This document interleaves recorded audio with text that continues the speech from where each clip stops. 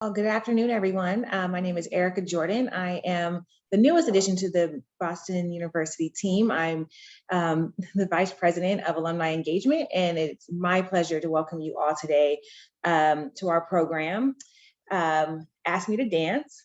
And I think we have an amazing panel today, and I have the honor of being able to introduce our moderator, Anthony Harrison. Anthony is a communications alum and is currently the Senior Director of Communications at Anaplan. He's also an amazing storyteller who has helped many brands like Starbucks, Disney, and the like tell very compelling stories.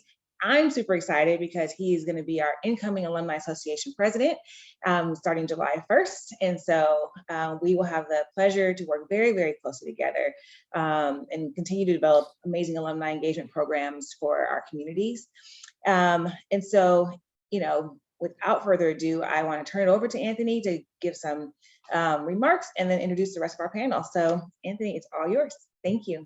Thank you so much, Erica, and welcome. I am over the moon excited to partner with you to do some great things for our alumni here at Boston University. Hello, everyone. It is my pleasure to moderate this panel, Ask Me to Dance. I realize we should have probably had some great dance music to sort of intro, but then, we're so multi-generational here. I'm not sure I could have found a song that would have worked for all of us. But we are going to have some fun today. We're going to talk, we're going to share, and I'm really looking forward to it. I am incredibly impressed and honored to be joined by this panel. And so I'm going to ask each of you to introduce yourselves. I'm going to direct it so that we don't step over each other. So let's start with Latav. Right. Hello, everyone. So wonderful to be with you. My name is Latav Langley. I use they, them pronouns. I'm currently the LGBTQ+ director at Western Washington University, which is a public university in Bellingham, Washington, in the far northwest corner of the mainland United States. But I'm coming to you right now from Connecticut, from my partner's house. I met my partner at Boston University. We both graduated class of 2000. I was a College of Arts and Sciences International Relations major. And random fun fact, met my partner in Warren Towers, 17C, our first year, that we didn't start dating for a while. And I and another wonderful alum, Kriya Sakakini, formed a club called BU on Tap, which is a tap dance club that I'm told is still in existence today. That's me in a very quick nutshell. That is awesome. Thank you so much for joining us. Next, let's go to Raja.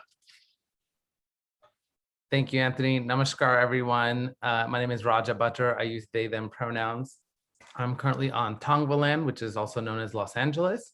I am a class of 05 from CAS, Psychology, Hispanic Literature, and one course short of being a religious studies minor, but I still want to claim it. I was a South Asian immigrant kid in Boston when 9/11 happened. That was my first month on campus. And so that really shaped the way I engaged in activism on campus. I co-founded a group called Coexist, which was kind of an interfaith organization for the first time at BU. I also worked for 4 years at the Dean of Students office and got to see a couple of different cool initiatives through. And so really excited to be a part of this process and to be a part of this event. Thank you, Raja. Next up, Jess, tell us a little bit about you. Thank you, Anthony. So hi, everybody. My name is Jess Stewart. My pronouns are she, her, hers. I graduated from CAS in 2012 with a degree in world history. And currently I work at Biogen, where I'm the recruiting associate with our university programs. So I work primarily with educational employees at Biogen with a focus on underrepresented talent. We work with some really great diverse groups in the greater Boston area. I'm also on the leadership team for Reach Out, which is our employee resource group for LGBTQ+ employees at Biogen. And today is actually our virtual Global Pride event, which is happening right now. I came right from that event. We'll be going right back after this. But while I was at BU, I was a member of the BU marching and pep bands and the band service sorority Tau Beta Sigma. I also participated in the inaugural London History Study Abroad program in the fall of 2011. And currently I live in Brighton, so just 30 minutes away from BU by train. And I live here with my girlfriend and her cat. So I'm excited to be here and to chat a little bit with everybody. Great, thank you, Jess. And last but certainly not least, Nicholas. Thank you, Anthony. So my name is Nicholas Greg Strain. I use he, him pronouns. I'm based in New York City. Graduated in 2016 from COM and started my career in representation, representing models, representing celebrities, and then transitioned to create the first diversity and inclusion division of my company. So now I run global diversity and inclusion for Endeavor, which is a media, sports, fashion house, if you will. And while I'm based in New York, now I'm about to move to London to open that office and run diversity and inclusion there for the foreseeable future. So while I was at BU, I sang a cappella and met some of my best gay friends at the school, and was, if we're claiming our almost minors as well, I was comm major, film and TV, but almost women's and gender studies minor as well. So almost is the key. Didn't make it. Yeah, that's great. So wow. Happy to be here. So every time I meet alumni, I'm just amazed at the diversity of talent that comes out of BU. So thank you all. Just very quickly, a couple of housekeeping things before we dive in. Today's presentation is being recorded and will be available on demand on the Alumni Association website. Also, if you have any questions, because we really want this to be a dialogue, just type them in to the Q&A box and we'll try to get to as many of them as possible. So without further ado, why don't we jump in? And Latav, I'd love to start with you. Like, what is inclusion in this day and age? There's so much going on right now. And so what does that mean? What does that word mean for you? Great and big question. I think at a pretty macro level, and then I imagine some of my fellow panelists can fill in some holes. At a macro level, inclusion is an environment where everyone, really everyone, is valued, is respected as their whole self, feels that they can bring their whole self to the environment. And it's a space where people are treated fairly, and where barriers that have existed to access are removed. And those can be barriers in a very physical sense of the word. Those can be barriers that are cultural. Those could be barriers that are linguistic. They could be norms in a space that prevent access and inclusion. So it's that space where everyone can be welcomed and I would say even thrive as all of who they are. Great. Raja, your thoughts? Yeah, I'll just add on to what Litav added. I think for me, inclusion and equity and belonging are really the cyclical experience, and they're almost concentric circles that are kind of on top of each other and over each other, and some Venn diagrams thrown in there. Because I do believe that equity is an intentional process which creates a sense of belonging, and belonging for me is not just the way I want you to feel, but it's really the way you want to feel in a space, right? It's like the golden rule versus the platinum rule. It's not treat people the way you want to be treated, but treat people the way they want to be treated, and honor them and honor their lived experiences. And then the inclusion piece, actually creating an environment where they not only have a seat at the table, but they're actually able to eat at the table, and they're actually able to have access to what they need to be able to feel nourished in the community. And I think they all feed off of each other. My whole dissertation academic background is in this idea of belonging, because I believe that across cultural values, across political boundaries, we've found that belonging is one of the true human needs of existence and thriving. And so for me, it's about truly feeling like you matter in a community, and not just because you check off a box for someone because of, I'm a full-time consultant. I've got to tell people what I do. I'm a full-time consultant doing equity and belonging work with universities, nonprofits, and corporates. And I tell people it's not about what voice is at the table, because tokenization. It's whose perspective is not at the table, because that someone that may not have an idea, I can still hold someone's perspective. And so if we are able to create leaders where they're able to actually ask what perspective is not at the table, and how do I cultivate that in myself, and how do I bring other perspectives that challenge and engage, that is what true equity, inclusion, and belonging looks like. That's awesome. Jess, as a recruiter, as someone that's identifying talent for Biogen, and how do you think about inclusion? How do you help your internal stakeholders be inclusive as they look at candidates? How do you prep candidates and let them know that they're going to be, potentially joining an inclusive organization? Yeah, that's a great question. So it definitely does start with the stakeholders, especially prospective managers, people who want to hire these students. And it really starts right at the beginning. So we have a training that we actually run with our prospective managers, which is a unconscious bias training that we run with the DE&I team at Biogen. And it really starts with discussing how inclusion isn't just surface level. There's a lot of people who may think, oh, so I want to hire someone from an HBCU or something like that, but it goes so much deeper with that in terms of diversity. There are layers that they haven't even thought of before, or are just so outside of their experience or their wheelhouse that we have to be the ones to kind of bridge that gap so that they know, okay, I had this was my idea of inclusion, but this is what I should be considering. And it's such things as making sure that, we'll have some managers who will say, how come we actually had this last year.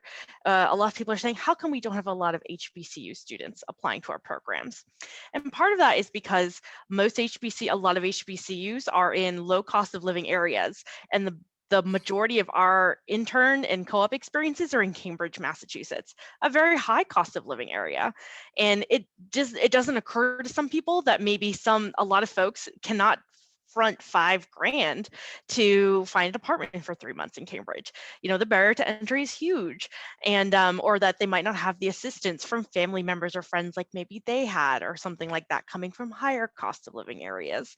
So just things like that they're not thinking about. They're thinking, oh, these students from different types of backgrounds don't want to work here. That's not entirely the case. A lot of the times there are barriers to their entry. And what my team is doing is we're trying to make sure that not only are people aware of what those barriers are, but we're working with everyone to lessen those barriers and to make sure that we can have the most inclusive group possible. And in my day-to-day, especially in the fall, I spend a lot of time talking to students at career fairs, such as at BU. I did a career fair there in the fall, and it was virtual. But one of the things that I like to mention is that, in terms of the company kind of doing what we preach. We say we're inclusive. A lot of companies will say they're inclusive. What are the things that we do to show that we're inclusive? And luckily, thankfully, we have a lot of actual real-world evidence to provide, such as some things that we did during the COVID-19 pandemic, such as providing funds for contract workers who were working in our buildings, such people who are running our cafes and stuff like that. Of course, all the salaried and regular workers at Biogen. These folks couldn't work either, so we made sure that they were taken care of, that they were still getting paid, even though they could not do their jobs, even though they're not even technically on our payroll. Things like that, such as, and then with Reach Out, the LGBTQ organization I'm a part of, we've been working on health equity, which is huge. I work at a biotech. We're in the pharmaceutical industry. And one of our big focuses in the last couple of years has been health equity. How do we determine how do our different therapies affect people who are on hormones?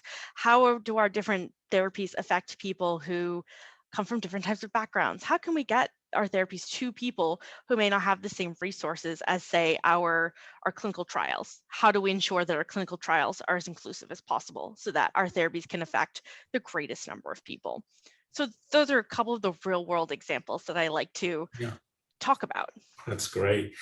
Nicholas, you're getting to sort of build a new, start a new office, right? So a blank slate. What do you think about in terms of barriers and roadblocks, and particularly going into another office in another country, a culture and stuff like that? What are some of the things that are going around in your head around this? Yeah, well, Great question. A lot. There's my company as a whole, as I mentioned, sports, entertainment, fashion, media. There's a lot of environments. There's a lot of independent cultures that exist, just as within an organization. Then let's take it to a different country or multiple countries, right, where everyone has their own roadblocks. Where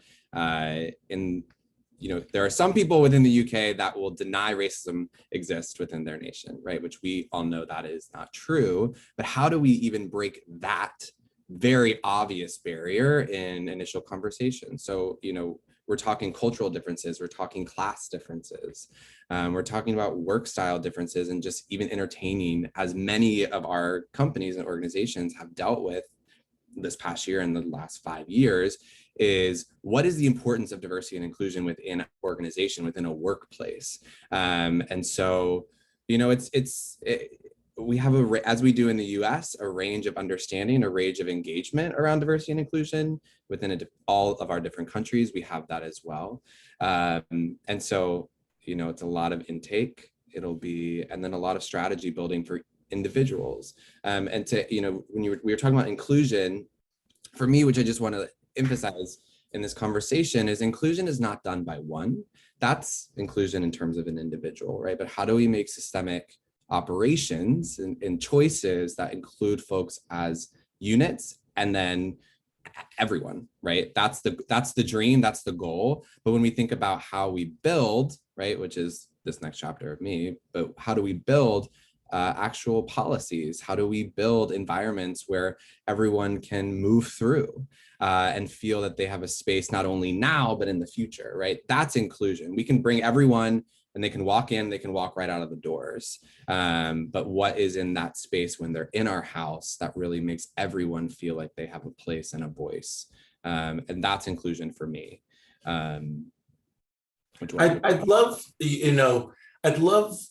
anyone's thought on, on an individual level, right? Whether I'm early in my career or mid-level, like if I look around and I see, okay, my organization's doing some good things, but could do some better things. Like what would be some things that I as an individual can do to build a more inclusive team around me, a more inclusive department within my organization, and ultimately a more inclusive organization? I'd love, because I'm all about like tips and tricks and like what can I do? Like after I'm done with this webinar, like what's one thing maybe I can go and try to make a difference about in my organization? And so Raja, you're dead center in my screen, so I'm going to go to you first. Yeah, happy to do it. So I'll at least start us off. I do think, as I was talking to an executive this morning, and I was like, and he was like, we had this really cool conversation with Raja last week, and what stuck with me is like, it has to start with me. I was like, yes, you have to actually be able to stick up a mirror to your own faith, because so often we're worried about helping those people get it, or like, everyone else needs to do something, but I'm perfect. And yet recognizing that, like, as a leader, actually showing that vulnerability and saying, here is where I need to grow, and actually being able to actually take stock of your own actual growth areas and your own biases, and to be honest with yourself. You don't necessarily have to share them with other people, but to be able to be aware of, when I see someone that looks like X, that's interesting that I feel this way, or like I automatically go to X comparison, right? And so, because if you don't do that, then you're actually not being honest with yourself or your team, and it's the facade of inclusion versus actual intentional work, because it takes hours. So once you get those assessments, then you have to then actually be able to figure out what are you going to do about it, right? You can recognize that you have implicit bias, but that doesn't do anything if you're not actually willing to address it and challenge it and shift it and say, how do I learn more about experience of queer people, experience of trans people, experience of Black people in this country, and to actually go outside of my comfort zone. I always say you have to be willing to be uncomfortably comfortable and comfortably uncomfortable to be a good leader. Because if you're not willing to be uncomfortable, you're not going to grow, because you're always being in your safety zone.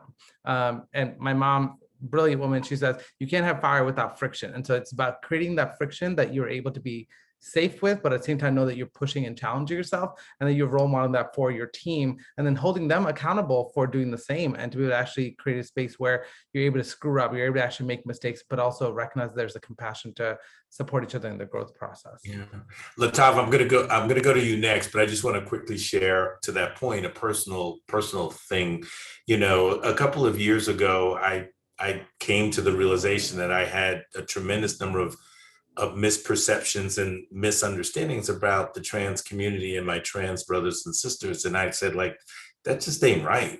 And so I really set about to learn and to understand and to put myself in uncomfortable situations for me, you know, and be vulnerable to, you know, with trans men and women in my life, to sort of really understand their journey and to, again, try to find the similarities and understand the differences. And so I totally endorse, like, putting yourself in an uncomfortable place and holding that mirror up and owning your own biases. And so Latav, I'd love to hear your thoughts.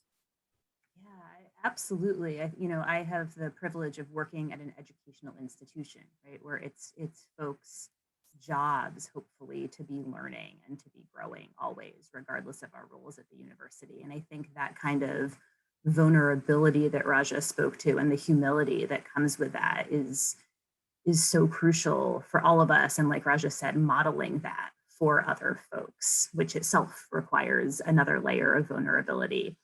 I also think for folks who are working within organizations, regardless of the kind of organization, in order to make change, it's important to know the formal and informal networks of power in the organization. And so understanding structurally, are there already systems, organizations, committees in place that are doing equity and inclusion work? And do those have access to actual decision makers at whatever the institution is? Because sometimes they do and sometimes they don't. But knowing what those formal networks of potential change are and understanding who more informally has the ear of the AVP of Human Resources or the president or CEO of the corporation or university, for example, and engaging with those folks, I think is useful. I also think knowing one's own limits, which goes back to vulnerability also, and remembering to stay humble, and at the same time to offer observations, to ask regularly who isn't at the table, who isn't, or in this COVID world, right, who isn't on the Zoom call, who isn't a part of this conversation, who we should invite in, and to recognize that there's power and privilege that's held itself in being able to extend the invitation in and ask that question, but always expanding the table. Those are a few ideas. True. Nicholas, a completely different environment. In an interesting environment where so much of it is about talent or perceived talent or how you look, how you present, and stuff like that. How does that play out in your arena? Sure. Well, let's just address the elephant in the room in terms of Hollywood was built off of who you know, right? Who you know, how you get in. And that is a hundreds of year system that we have to break in order to expand the table, right? And that's probably one of the, when we have a ton of leaders that say, what can we do? What can we do? And, as putting a mirror up to yourself, understanding the circles of power, who is your team, right? Who are the people that you surround yourself with as your teammates, as well as your coworkers, your co-leaders? And that self-analysis is something that truly opens a lot of eyes from our end. And we always say, like, there's rooms that, first of all, I am a white cisgendered man who runs diversity and inclusion for a major media company. I know where I sit, I know my understanding, I know my privilege. To walk into a room of, any other culture, any other place, that comes with a point of, you had to come in and say, one of the best pieces of advice I had was walk in and say, you have things you have to learn. I'm going to learn from you. I'm not going to know everything, and I'm here to just soak it in. And the moment that you transition that from just this is a tagline that I'm going to say as I walk into a room, to really understanding what that means. That's where, you as an individual, right, can soak in so much more information to then use to be inclusive, right? That's the beautiful moment of that humility, knowing that you're not going to have, knowing I don't have all the answers to anything diversity and inclusion related, and that we learn every day, right? So resetting that with yourself on a regular basis, because we all forget, and then, looking at your team, looking at if you have a job that you can hire, and I'm sure, Jess, you do this all the time, remind folks that the first 5 resumes, probably you shouldn't hire from them. Let's go to the next 5. Let's go to the next 10, right? And actually allowing yourself that time, where in our world, time is money. And in everyone's world, time is money. But in Hollywood, time is money, and they do not have the patience to slow down and take a beat. So I think allowing yourself for that growth, for that, the understanding that the education part of the awareness, education, action, like the education part takes a chunk of your time, and we got to allow for that. So yeah, that's what I would say. Look at your surroundings. Jess, you're in an industry that's been in the spotlight this past year because of the pandemic, in good ways and bad ways. An industry that my perception is not particularly diverse. What have been some of the barriers you've been trying to help Biogen and peer companies sort of break down to be more inclusive? Yeah, you bring up an incredible point. I would say one of my big focus areas is actually what I mentioned earlier, that barrier to execution of people being unable to relocate to these areas that are very high cost of living. That's something that my manager and I have been slowly chipping away at within our own company. But when we look towards others, our peers, to see what they've done to alleviate that problem, they haven't. It's something that we're all struggling with. Biogen is in Kendall Square, and Kendall Square has a ton of biotech opportunities for students. And again, the majority of the students in this country are not coming from the greater Boston area. They're coming from all over the country, and most places are lower cost of living than here. So that's something we're actively working on. But some other things that we've done in order to foster more interest and to get more diverse opportunities is to listen to those who are within our organizations who are of those groups ourselves. So when we started engaging with HBCUs this year, we turned to those in our organization who attended HBCUs, people of color. When we wanted to start engaging more with lower income students, with first generation students, we looked to Project On-Ramp, which is a group within MassBio. They specifically work with lower income first generation students. We went directly to them. Instead of me, I'm a cisgendered lesbian and my manager is a white cis man, we could have easily run away with lots of ideas, but we decided let us go to the experts in these groups, in these areas. Let's see what we can learn from them. And we learned, we attended an HBCU kind of learning opportunity to learn about the different ways that HBCUs are run differently, or how they've historically are run and engage in different ways with students. We've reached out to schools that historically, we normally stick to schools that are high in technology, high in tech. Most of the time we're looking for engineers, but that's not the only thing that makes up a biotech. So we've been trying to go to different types of schools, not schools that are so heavily focused in technology or something like that. Staying away from, or kind of embracing, state schools, community colleges. That's a big one that we're engaging with.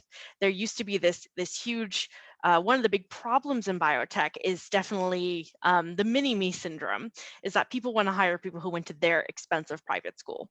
People who went to MIT want to hire people who went to MIT. People who went to BU want to hire people who went to BU. State school and community college representation is so low in our program and in our company in general. And this is a industry-wide problem.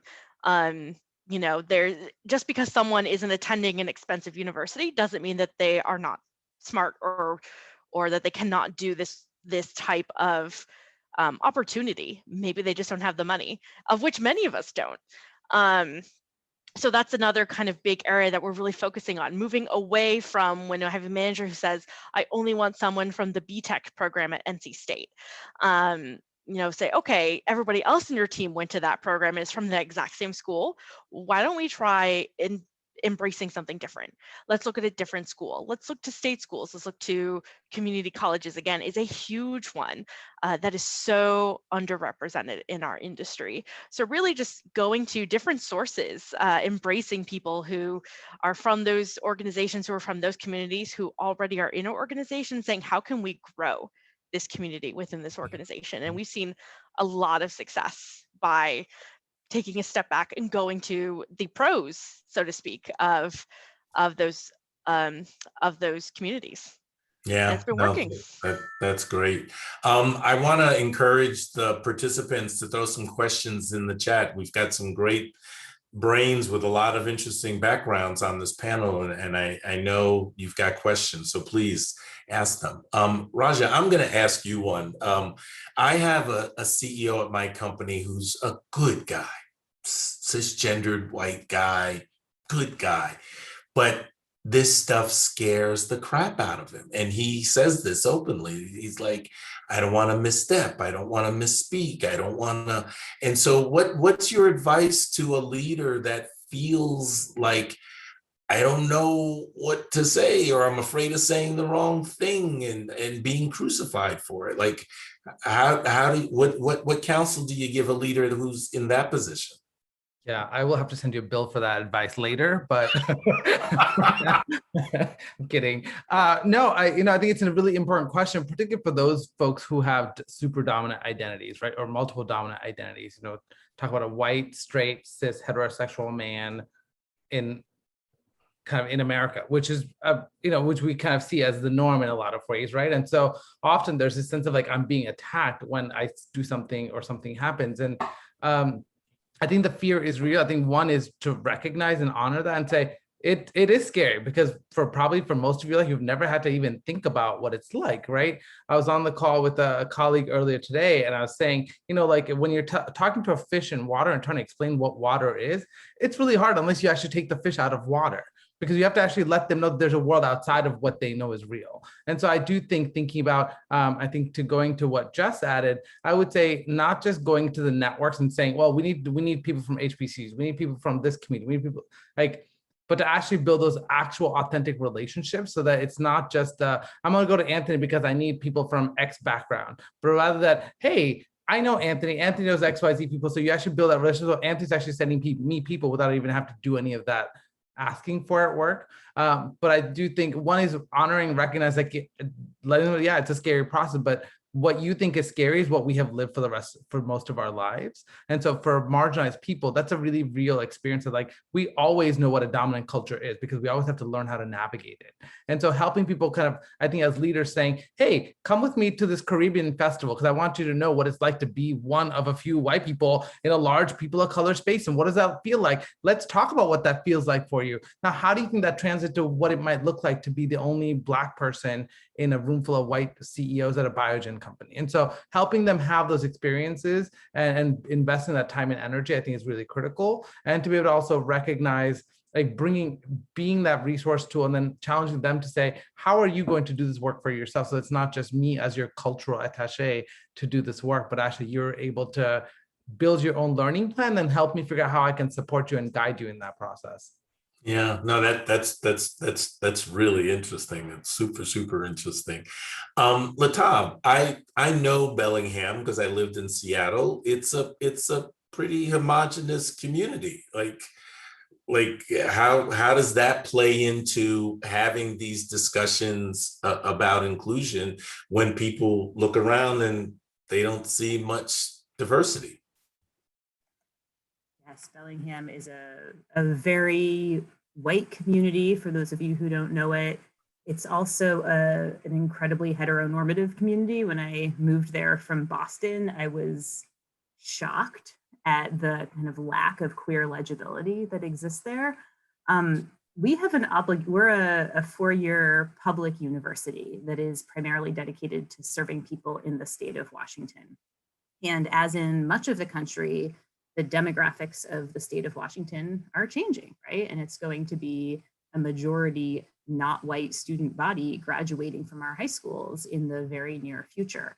And while Bellingham itself is predominantly white, a lot of the neighboring areas, including in Skagit County, which is immediately to the south, is a largely Latinx community. And so to the point of building authentic relationships, right? It's not just about getting students and kind of bodies in chairs, but building relationships with the high schools, even with the middle schools. I'm talking with our Office of Admissions right now and with our Student Outreach Services program, which serves Pell eligible and first-gen students once they're on campus, about building relationships at the middle school and high school level, primarily with BIPOC LGBTQ plus students in those schools, so that they understand college and Western as a possibility for them and have a relationship long before junior year when folks are looking at colleges. So that's one piece of it. And then of course, there's also the faculty and staff piece, right? And we know that it's so important for our students to see folks in the front of the classroom who look like them, then can relate to them in terms of experience. And it's a challenge at times to recruit, especially BIPOC faculty and staff to Bellingham, especially when folks are coming from much more racially and ethnically diverse areas. And again, it's about building relationships well in advance of having a particular position to fill or recruitment to go out for. So, and having programs in place that faculty are excited to come and teach in and staff are excited to come and work in. Again, so it resists this idea and this common practice of tokenizing, and instead really is about, for all of our community, students and faculty and staff, how are we supporting folks in thriving and being honest with them about the barriers. Yeah, I'm struck as I listen to all of you of like one common thread I hear is, the path to true inclusion isn't about big, bold initiatives. It's about a bunch of smaller individual things in terms of authentic relationships, honest interaction, open self-awareness of our own individual limitations and challenges, and sort of piecing that all together. So Nicholas, what gives you optimism about the path forward as we continue to figure this out as a society, as individual organizations, as individuals? The next generation, they have reset. Work in media, they've reset what consumers are demanding in terms of brands, in terms of voices who they see on TV, in terms of representation as a whole. And then to your point, authenticity, right? First of all, the LGBTQ community is known for calling out and making you pull receipts, right? Now the entire Generation Z lives off of receipts. So even those who are from non-underrepresented backgrounds are really understanding what allyship looks like. And so as they start to surface up through the workforce, that's changing the expectations of the most senior leaders of those C-suite, right? And that's what keeps me going. There's a need, right, for everyone to feel like they have a space to thrive and belong, right? That's something that we probably all got into this work for before. That's just something that we all experience personally. And then you say you have an opportunity to change it. Let's go do it. That's the first element of this. And that will never go away, right? So creating those communities, creating those small relationships where those support systems, as well as mentorship, those things, that's the core of what I believe D&I is, right? Creating places and systems for folks to thrive, no matter how small they can be. But the next generation is going to push us to the next level, at demand, and I'm excited. It's checking those leaders in a very new way. Yeah, it gives me tremendous hope too. Raja, I know you have some thoughts on this. Yeah, no, I think all of that is helpful. And I think one of the interesting things that I see with leaders is that there's often this fear that discomfort equals a lack of safety. So safety and comfort are often, I think in our culture, are seen as the same thing, particularly for folks that have come from dominant identities, that because they've never had to experience what it's like to feel unsafe when you're walking home at night. So to experience what is unsafe when you're at a restaurant by yourself, or when someone is clocking you as for your gender. And yet, and so I think part of the work that leadership and particularly DEI work is around is like helping leaders be uncomfortable and separate what is discomfort and how your body reacts versus what is lack of safety, how your body reacts. For people who are from dominant, there's not that clarity of difference. And so often when you get uncomfortable, you're like, oh, well, I'm scared, so therefore I'm unsafe. So you're making me unsafe. So they flip the script to recenter their own feelings and actually don't address the actual violence and harm that's being done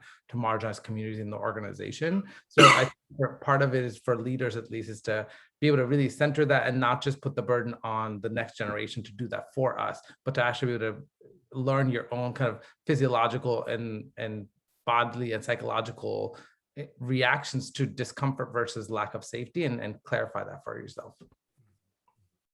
There's a question, Jess, it's pointed to you that, that sort of, you've talked about, the economic, lack of economic inclusion or socioeconomic barriers. And the question is around, do you, and I open this to all of the panelists, do we start to see socioeconomic status as part of the things we should be thinking about in terms of inclusion, beyond the obvious of race or gender identity and things like that? And just, I'll let you start with, thoughts about that. Yeah, I saw the question, and socioeconomic background is something that is one of the things that I actually focus on a lot within my job and within my kind of my community as a whole. And like I mentioned before, it's an endemic problem in biotech industry specifically, but I know that other industries have this problem as well. And it's something that we've seen a lot of in media about the shrinking middle class, the 1%, the 99%. This has been a conversation for many, many years, and it's really coming into the forefront. And socioeconomic background is one of those things that when you look at the iceberg of diversity and inclusion, that's one of those things that's below the waterline, those things that people may not think of at first. And from my perspective, we're trying to make sure that socioeconomic background is something that is factored in to our decisions, something that's factored into what we're doing. One of the things that really worked out for us for COVID, during COVID-19, is most of our opportunities were able to go 100% remote. And that meant that no longer did students have to relocate to Cambridge or relocate to North Carolina, which is our other area, which less expensive, still can be a big cost if you're a student. Students now can stay where they are. And if they don't have the right technology or something like that to perform, we actually will provide it for them. So that socioeconomic barrier has now been lessened a little bit. And that's something that we really took into consideration when moving some of our opportunities to virtual. And that's something that we're trying to encourage the company to consider as well, especially since for a lot of our lower positions, not lower, but lower kind of, I guess lower in the totem pole positions, more entry level, will require people to relocate to a place such as Cambridge, but we won't provide relocation. So if we have a position that's 100% remote, we can send them everything they need to get their role done, all of the technology they need. There's even things in place to help subsidize the cost of your internet if you don't have high-speed internet. Things like that are really leveling the playing field. And it's something that we're definitely taking into consideration going forward. We want to have a subset of our roles be virtual while we're working on ways to overcome that socioeconomic barrier. We would love to have a program where, if you're relocating from a certain distance, we will pay for it, but we're not there yet. That's what we're aiming for, but we're not there yet. Good. That's great. Thank you, Latab. And anyone else? I'm sorry. Thank you, Jess. I'm looking at Latab, just thinking. Anyone else with any sort of thoughts about socioeconomic, characteristic status as part of the mix of inclusion? I do think socioeconomic status is really critical, and I think it's a foundation for the ways that solidarity has been built in the civil rights movement in the US. So I think, working class Black and brown people and white people were at the heart of how the civil rights movement was built. But what I'm noticing, interestingly enough, Anthony, is that lately, particularly white leaders go to socioeconomic status as a way to not address race or gender or sexual orientation as issues, because it brings in a much broader kind of grounding base of white folks who often have felt marginalized and unseen and unheard and unvalued in the work. And so, but when we say socioeconomic status, we can't just focus, then everything else kind of gets.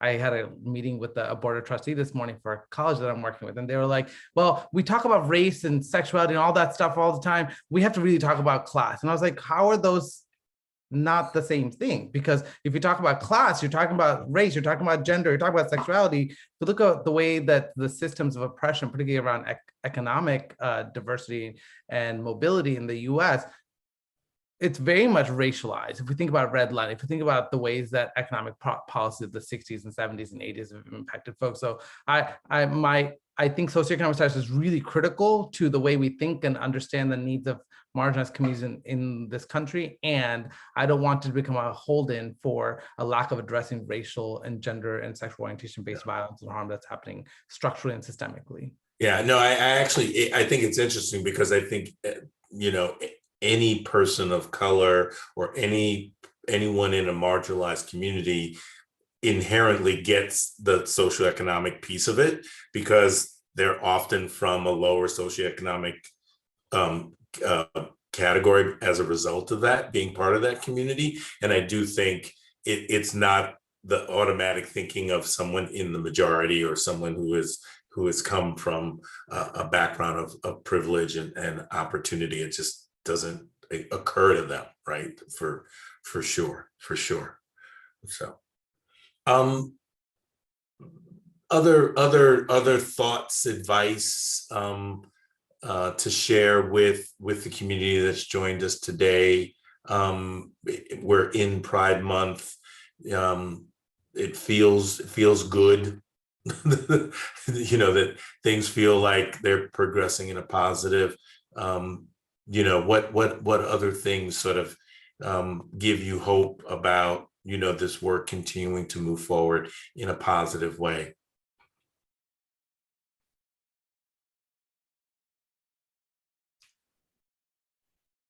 I'll jump in. You want it? Yeah, go right ahead. I'll jump in. I think the current focus on authentic allyship and better understanding what that actually means provides a lot of hope. And when we talk about pride, we talk about what can we do. And I feel like this is a moment for all of us, if you feel safe and comfortable, virtual or in person, to show up at least in one space that may not be where you would normally go, right? So showing up to a Pride educational event like this is great, but also then trying to put yourself in a space, maybe going to a queer space, a queer center, giving your time, if not your resources, right, to elevate and just elevate the community, and that goes across all underrepresented groups as well. But allyship for even us on this call, right? We have people in our networks, I'm sure, I'll speak for myself, that know what I do all the time, and there's still a barrier of like, how do I engage with this work, right? And bringing someone, even if it's just one person, right? Bringing someone along the ride, I love the element of a +1, right? Always bringing someone along the ride with you to a space. If this group is always in those types of spaces, I'm sure we all bring someone along at some point, and then they'll bring someone along, right? And that's how we start. If we're going to think small, if you only can really think in that way, just one more person to one of these events. And also Pride events are normally always fun, at least one end of it. The beginning, maybe the middle, the meat is a little more serious, but the beginning or the end are always fun and educational. And so that's what I would say in terms of a little hope. One as we come toward the end of this, one question I'd love all of you to answer is, what would you tell your younger queer self at this point? What advice would you give the younger you? And I'm gonna start with Raja. I was hoping you'd call me last, so I had time to process that question. You put me on the spot there, Anthony. Oh, there so much, right? I do, I think I remember being at BU and I remember going to one of the, is it Spectrum? I think was the LGBT group at the time, maybe. I remember going to one of the meetings and just feeling so out of place because I was not a white, cis, male, gay kid that wanted to go clubbing, and so I felt so out of place that I went once and I left. And then similarly, I went to the Indian Student Association and I didn't fit in there either. I was too, so I never felt a sense of belonging at BU, to be honest. And I look back and I think about even now, there really was not a space. I had to create spaces where I could exist as long as I could hide parts of myself, or at least not highlight parts of myself, because I was just enough to be able to fit in. And so I think for me, probably to my younger self, just to take up all the space because I'm worthy of all the space. I think that would be helpful.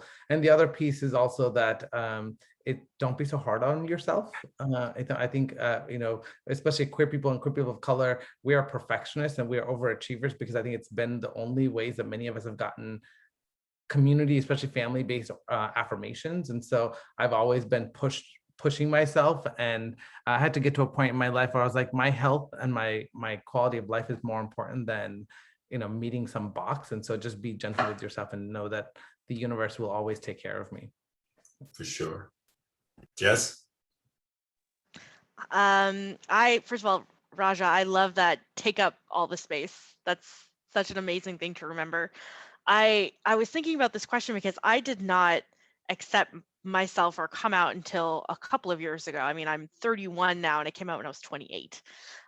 So it's been a very short amount of time that I've been my most authentic self. And I think if I could go back and look at myself who struggled for a long, long time to kind of to figure out exactly where I fit in, I would say, it's okay to feel uncomfortable. And I was so freaked out by the idea of being a lesbian or that I might be interested in dating women that I didn't allow myself to think about it as an option because it was uncomfortable.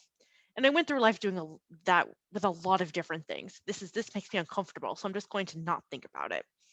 It took me a long time to learn to be uncomfortable, but being uncomfortable helped me learn so much more about myself and finally embrace things and also move past some things.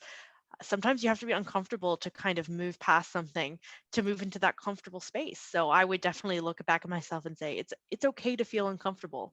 It doesn't last forever. And it's an important step to take. Nicholas, how about you? You're muted. How long have we been doing this? I know, right? Lordy. I would say you don't have to do this alone. To everyone else's examples as well. I wish I'd gotten mentors that are a generation or two away from me much sooner. It's been, now in my professional life, I found LGBTQ mentors in entertainment, right? And I've now found them outside of entertainment. I even find it when I go to the doctor, right? I got an LGBTQ doctor, right? There's elements of life that really you benefit from knowledge from folks who have done this before. And so if I could go back, rewind a bit, I would have started that much earlier. Because you just don't have to recreate the wheel of life. Like you can learn from so many people before you, and the sooner the better. And I think, on the reverse, it's now put me of finding that next generation, finding someone who could use, I'm not that old. I don't have that much experience, but even those behind me, sharing it down a little bit, right? And trying to return that favor. So that's what I would say. For sure. Latav? Such yes to everything that folks have said. And I would say, telling myself to be unfettered and to be gentle on myself, to what Raja was saying, and to trust that deep, deep inner knowledge and wisdom that we have about ourselves, even when that isn't articulable in words. because language is a limitation and English is a particular limitation. And there are things, right? I mean, the word genderqueer, which is how I identify my gender, certainly existed when I was in college, but it was not a part of the common vernacular in the way that it is today. But that doesn't mean that I wasn't then who I am. And to know too that one will always evolve. I think it can be easy to think in college as a young adult, as a mid-level or more senior level professional, now I need to have it all figured out. Hopefully we are all always growing. And that journey of self-discovery is iterative forever. And there's beauty in that, especially when that, to Nicholas's point, can be in community with other people. And so being open to that kind of deeply connected with self and with others journey. Yeah, I think I would have been less hard on myself. I would have been less demanding. I would have said, slow your roll, smell the roses, take a detour. Don't be so focused on moving forward and to sort of enjoy the journey as opposed to obsessing about the destination. It was definitely what I would have told myself.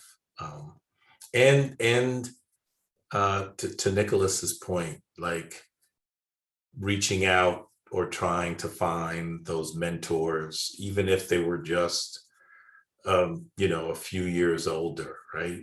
At every stage, people have things to share, perspectives to share, and to share those and to take those in would have been something else I would have said to myself. So, well, thank you. This has been personally for me just so delightful, and is just another reason why I'm so excited to be part of this alumni community. And I am deeply honored to be becoming the president of it in just a few weeks. So, it's to that point of, if you can see it, you can be it, right? To stand up there as a queer Black man of a certain age, as the head of the Alumni Association for a pretty major, prestigious university is kind of cool. I'll be honest. I'm pretty excited about it. So thank you all for participating today. Thank you everyone that joined us. Gabe is going to be sending a follow-up message to all of you with information and resources and things like that, as well as the link to the recording. It's been my pleasure, my honor. This has been fun. It's the highlight of my day, probably a big highlight of Pride, since it's not quite the usual Pride as we come out of the pandemic, but in whatever way feels good for all of you. Please have a happy and safe Pride. Be proud, be out there. We are blessed to be at this point in our life and in our community, and it's up from here. So thank you very much, and have a great day, everybody. Thanks.